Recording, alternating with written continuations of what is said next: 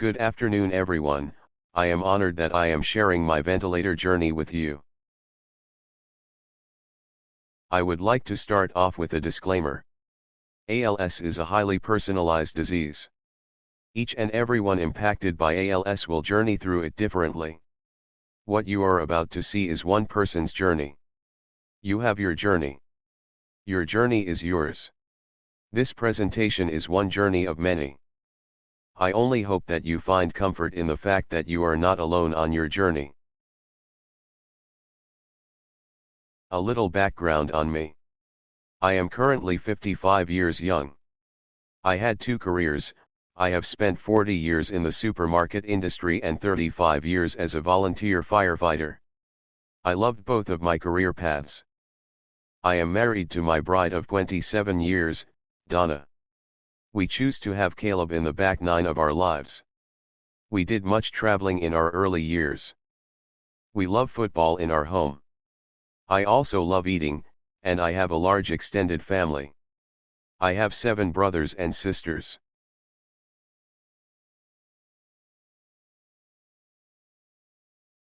Caleb, my son, was born on February 26, 2011. When I held him for the first time, I made a promise to him. I committed that I would do everything I could do to make him better than I was. I was not a bad person. What I could have done was made better decisions in my life if I had better direction. Growing up in a family of 7 children, my parents did everything they could to put food on the table. When Caleb was born, I was in a great spot in my life. I had a great career in a company I loved working for. Donna and I were married for 15 years, and I was financially secure.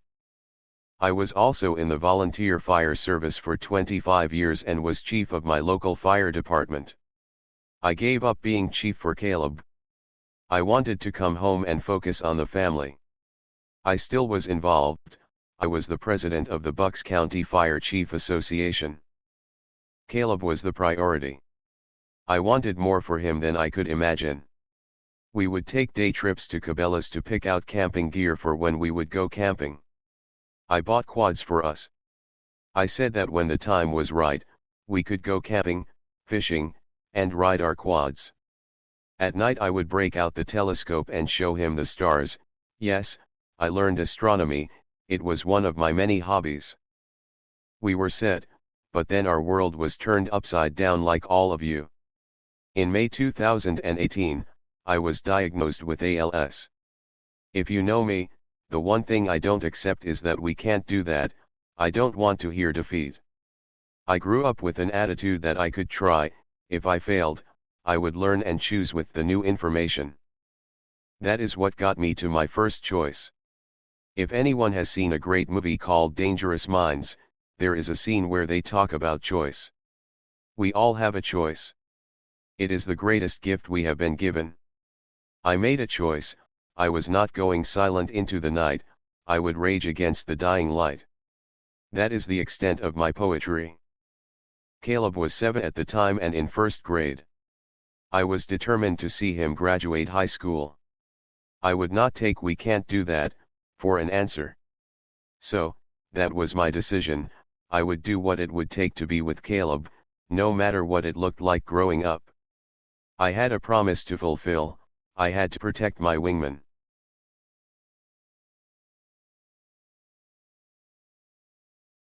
The other thing was, I was pissed.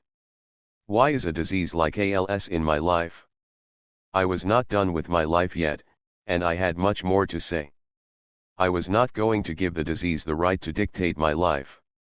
I was in control of my decision-making and was not giving that to anyone or anything. Fuck that. Another thing I had to teach Caleb. Nobody or nothing can dictate your choice, you choose and go from there. So, now I have 2 reasons, Caleb and my attitude. The last thing was my wife and my friends. They know me the best. They just assumed that I would fight. They didn't even think about it. They knew that I was a fighter and would not back down. They knew that I had been in danger before, and they knew that I would figure it out. What makes this situation any different? All of them knew that I would figure this out. My siblings were the same way. Growing up, they watched as I dug myself out of much trouble, which annoyed them. Now all the pieces were in place, the family was alongside me, friends were alongside me, I had a ton of attitude, and I had a purpose. Caleb was my purpose. I would not leave my wingman.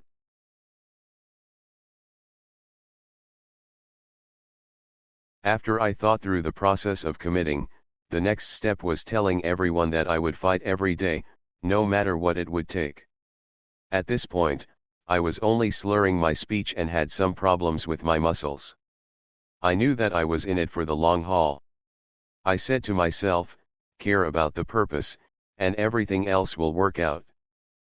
That brings us to one of the lessons I wanted to teach Caleb. Care about what you care about, and everything else will work out.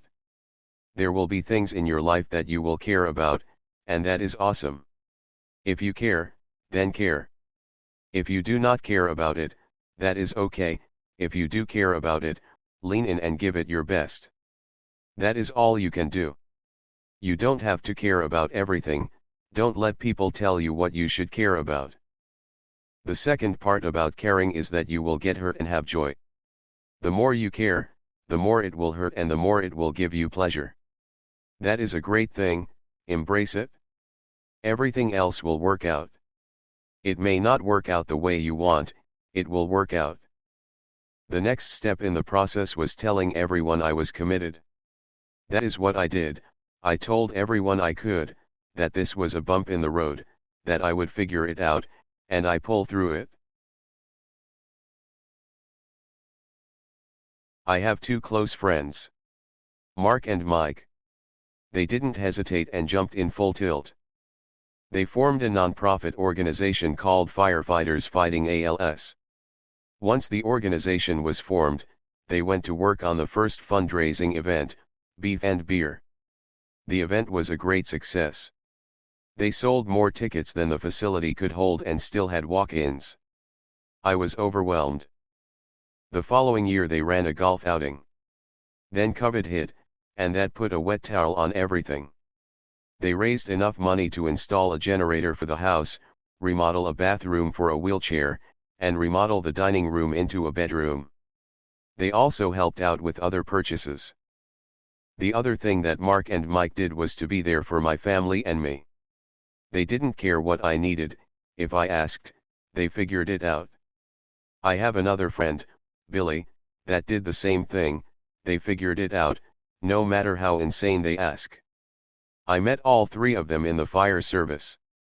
We are brothers and will always be.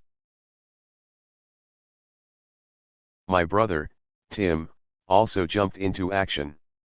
Tim organized multiple polar plunges. The first was in 2019, and subsequent in 2021 and 22. These events raised much money and a lot of cold people.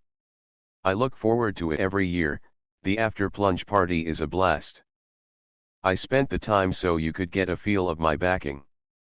For the first time in my life, I had multiple worlds come together at once for my family and me. Talk about a tear in my eye. I was not giving up on my wingman or any people who had my back.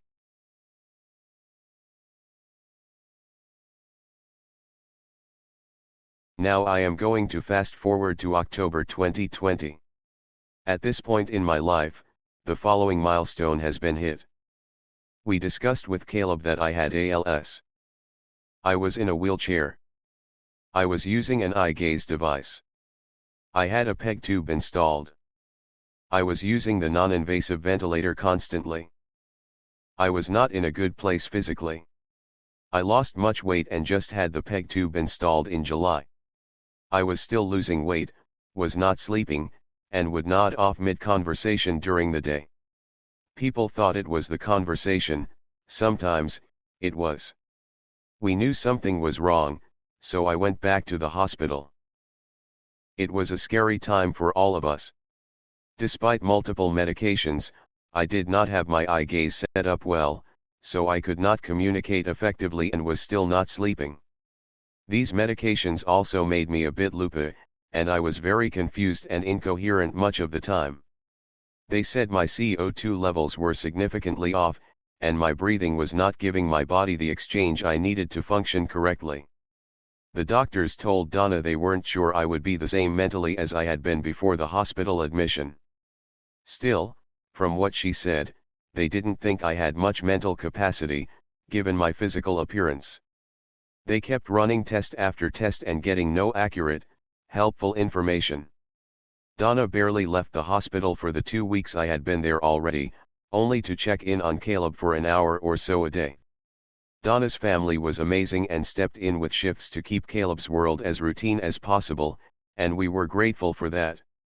When she did leave, we had Kelsey come in to help out a bit when Donna needed to go, so she was the other person who understood my communication and needs. The doctors and nurses saw how much work it took to get me comfortable, communicate with me, and care for me, and they finally told Donna the only real option was to put me on the ventilator. Although they didn't see much point, from what Donna said. Donna communicated that that was what I wanted, and I remember them asking if I wanted to proceed with the tracheostomy. The room stopped and waited for my response. After I gave the green light, the room moved again, and I fell asleep. When I was able to get my bearing, I was starting my 3rd week in the hospital. It would take another day or 2 to get to where I wanted out. It would be another week before I would go home. It straight cut sucked. My biggest problem was not seeing Caleb. I wanted to be home with just Caleb and Donna.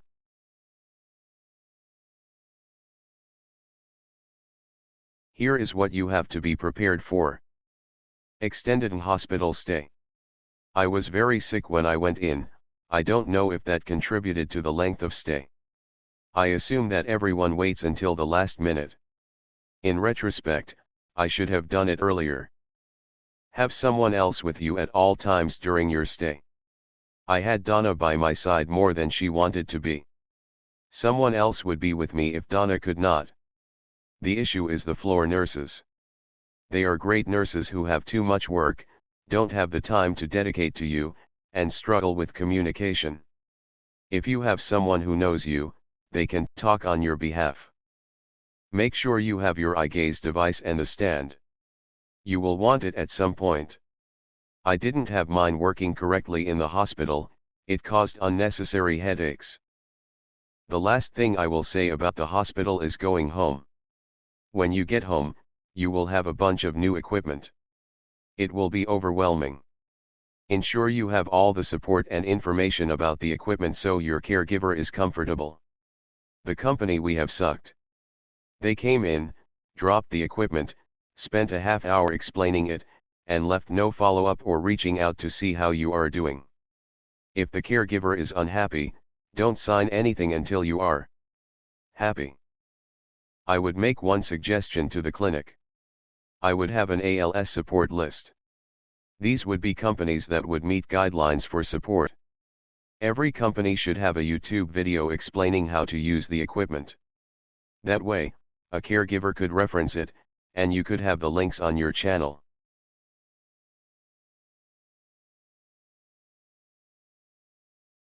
Now I am going to fast forward to today and talk about what you guys want to hear about, life with a tracheostomy. It took a long time to get here, thanks for letting me babble. I will answer one question, knowing what I know today, would I still make the same decision? I will answer that at the end, stay tuned. Life every day on the tracheostomy is no different from being in a wheelchair. Now I have a tube attached to my throat. It did take me a little while to get used to it. At first, I could breathe through the tracheostomy on my own for about 12 hours a day, then, I would be hooked up. Today I can be off for about 2 minutes, and then I need to be back on. This year marks 2 years of having the tracheostomy put in, and I know I am healthier than I was 2 years ago.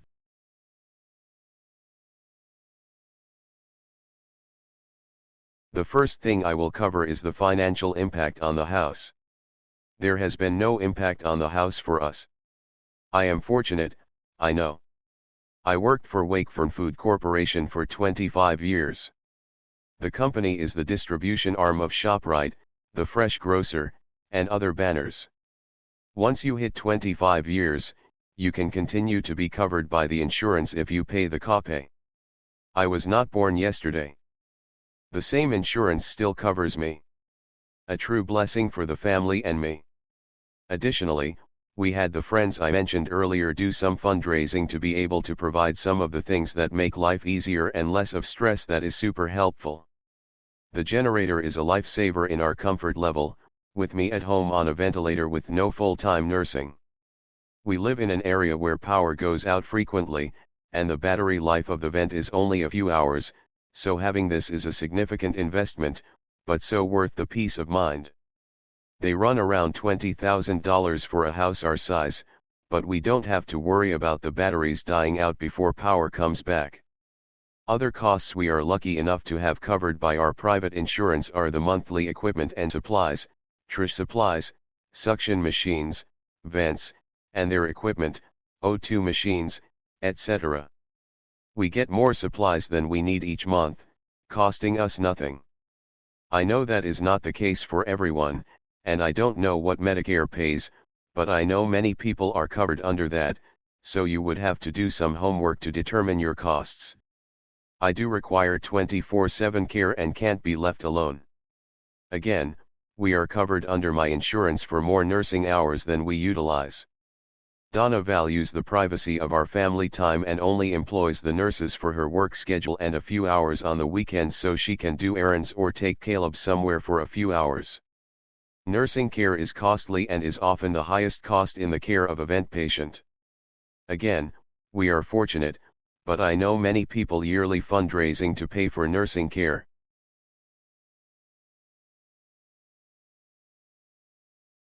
Next, I will touch on the physical aspects of living on a ventilator. The first thing I learned was that I must get the tracheostomy replaced every 4 months. After I heard that for the first time, I was shitting a brick. I did go through it, and it was not that bad. It takes about 10 seconds. They pull it out and put a new one in. I don't take anything for it. I did have some trouble with the size, they worked it out. I had no idea that I had to make the switch. Every day, there is what I call maintenance work that needs to be done. They have to remove the old gauze, clean the area, put on cream, and a new gauze and new cannulas. If I am leaking mucus, as I do in the allergy season, it may be done more than once a day. Depends on the season. Other than that, the hole in my neck does not bother me. Suction can be a pain in the ass. There are 2 types of suction. There is the trachea suction and mouth suction. The trachea is when they put a tube in your lungs and pull the crap out. I do it twice in a row each time I need it. It depends on the speed of the sucker. It may require more than 2 times down if they go too fast. The first picks up the stuff, the second one is for cleanup. My advice on trachea suction is don't let people say when you should or should not get suction. There will be times when you want to clear out your throat. People will say they are getting nothing, and that's okay, you are just clearing your throat. If you want it, get it, have the caregiver ask if you wish to suction. That is a safety thing for me. From the physical aspect, I can still do what I love to do, eat. I love eating, and I can still do it with the tracheostomy. I do have excellent swallow muscles, which I know not all people with ALS have. Not all people with a tracheostomy can still safely eat, but some can.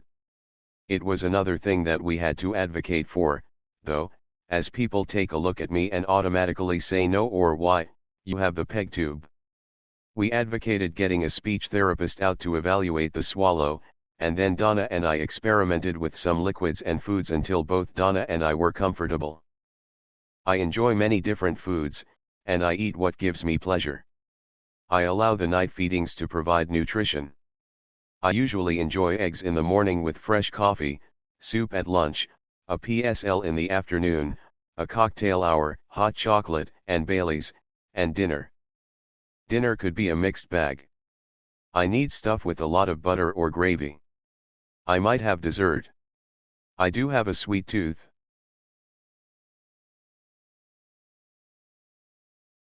The final thing I will talk about is emotional impact. This is the most challenging part of the presentation for me. I am going to be honest, and that will make me vulnerable. That is not in my nature. I did commit to doing this, and I have always told Caleb to present the best version of yourself. I will tell you what I experienced. Everyone is different, and they process information and emotions differently. That is a great thing. All I am going to do is share my world. I have been on a roller coaster ride from day one. As I said, this is my second anniversary on the tracheostomy. During that time, I experienced every emotion. I was angry, sad, indifferent, happy, and ecstatic. There are many times that I wish I never got the tracheostomy. I see how much work it takes to meet my needs and forget my wants. I can't do anything with my arms and legs, although I feel everything. It is crucial, frustrating, and embarrassing, and I sometimes get angry just having to ask for someone to scratch an itch, adjust my glasses, or even rub my eyes. I know people don't mind doing it. It's the process of asking, describing, and doing. It takes energy for something so simple. I don't even ask 80% of the time, I live with it. The other thing I see is the frustration that comes from the caregivers. It is not the frustration about doing the task, it's frustration from them trying their best and not being able to solve the problem or ease the pain. They desperately want to make me happy, and when they don't, they feel dejection. That has an impact on me. Not only didn't the problem get solved, I hurt the people I care about the most. It accumulates, and I want to go away. For Caleb, I have the same feelings. I get frustrated when I think about all of the things I wanted to do with him growing up. I want to be a father. Instead, I am a lump with a tube keeping me alive. I see the dejection when he asks to do something and cannot because of me. Again, I can't help thinking he could do it if I were not around. I want to go away. I also get angry and upset at some of the people in my life and some of the people I come across. Many people think that I have lost my mind. I can't talk, so I'm just dumb. You don't know how many people look at me in pity.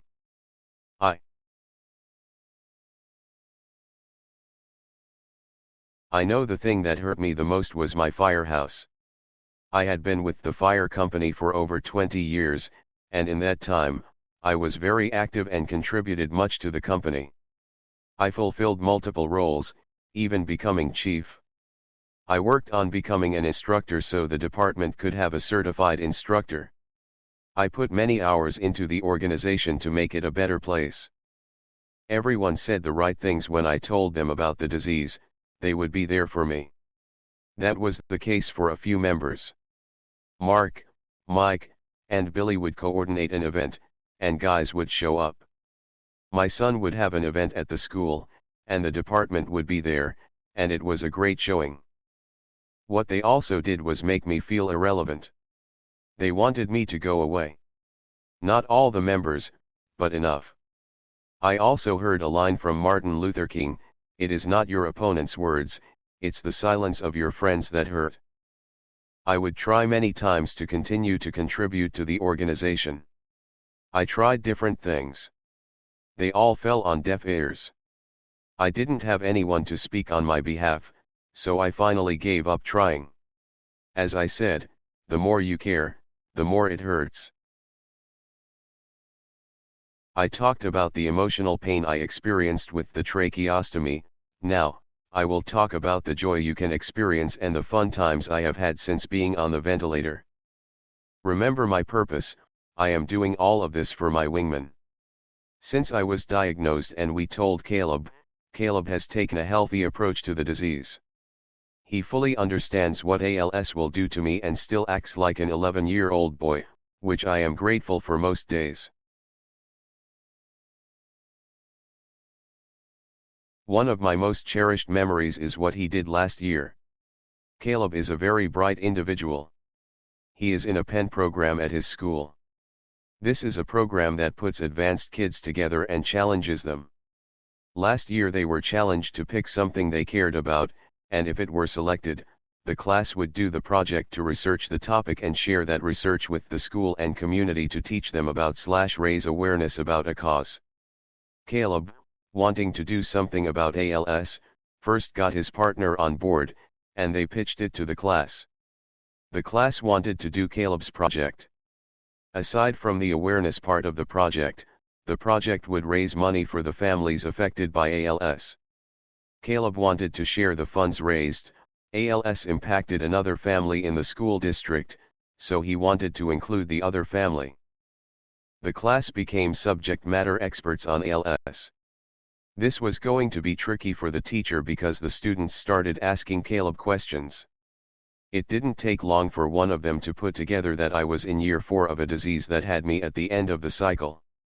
Caleb was asked if I would die soon. Caleb responded, "Look at Stephen Hawkins, he lived a long time, so I am not worried about it." I could not have asked for a better answer. The group went on to raise the money. When Caleb spoke at the event, he did a fantastic job and spoke just like me, confident. I was very proud. Caleb did many great things while I was on the ventilator. These are the things I got to see. Saw him lead his flag football team to win the Super Bowl. Saw him play tackle football for the first time. His team didn't make it to the playoffs. He has his first year under his belt and still loves playing. He wants to play more and improve. I saw him have his friends over for a pool party in the summer. It's great to see a bunch of 11-year-old boys talking about girls. I could even bust on them, it was hysterical, and I loved it. I get to talk about girls with him. It is a great time. Every night, I have one-on-one time with him. He can ask me anything. I will never tell him that any subject is off limits. I will answer all questions honestly and discuss the decision's results. I wrote a letter to Caleb explaining what I think is the key to living. The greatest respect you can give humankind is the best version of yourself. If anyone is interested, I will send it included with the presentation.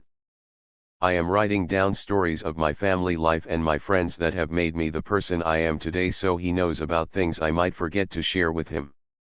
There are day-to-day interactions that I love having with him. Yes, he is a spoiled 11-year-old boy. I love that he acts that way and like I am not affected by ALS. We have gone as a family to Longwood Gardens multiple times. We have on 2 one-week vacation in Ocean City, New Jersey. We have gone to Hershey Park.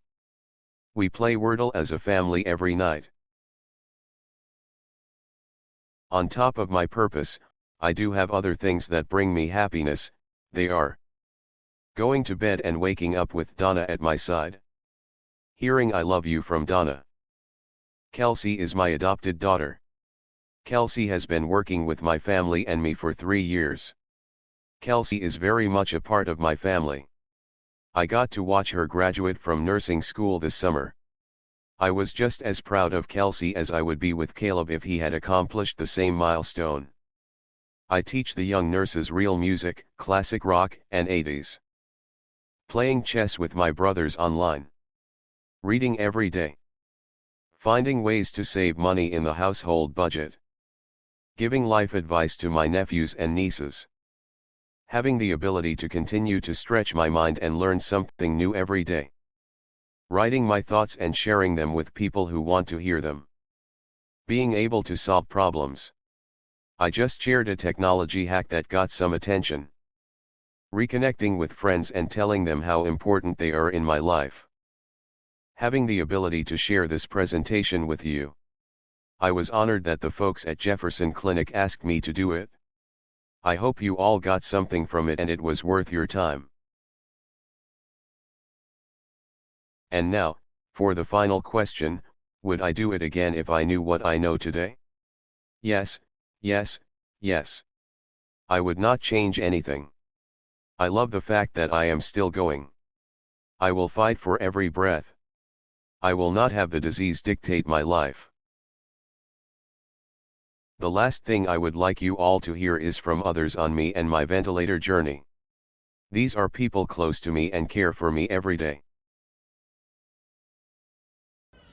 Hi, my name is Kelly Washinko. I'm one of Steven's nurses. I've been working with Steven for a little over a year now. I feel like I've known him and his family forever. Before Steven, I was very intimidated with trach vent clients, and I kind of went into the case not thinking that I wasn't going to work there, but within a couple hours of being there, I felt so comfortable and calm, and I knew I was in the right spot.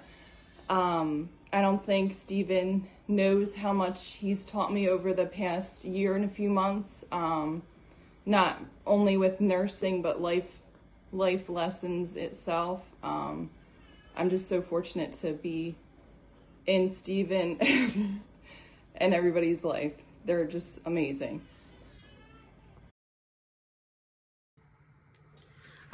So for me, I guess the hardest thing is that, I'm a planner, and I feel like that's the skill that I've needed to utilize most on this journey. We made the choice to live with Stephen on a ventilator. And when we did that, we both needed to ensure that we would continue to try to engage with life the best way we could. And most importantly, that meant